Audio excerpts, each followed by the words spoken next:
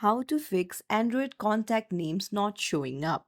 Hey everyone, welcome back to the channel. If you are new here, don't forget to hit the subscribe button and turn on the notification bell to not miss any updates. If you're struggling with the Android phone not displaying contact names when you receive calls, don't worry. Today I'm going to show you how to fix that issue quickly and easily. First, let's understand why this might be happening.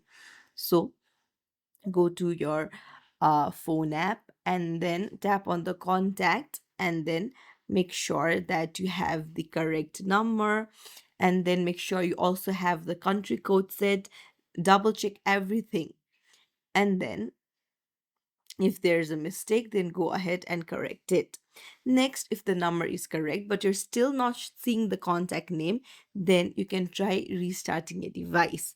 Just hold the power button and then press it for a long time until you find the force restart option.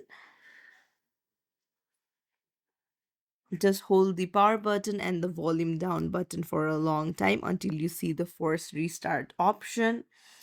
And then another thing what you can try is you can also go to the settings app, scroll down, and then check for any software update, because sometimes not updating the software might also be the issue.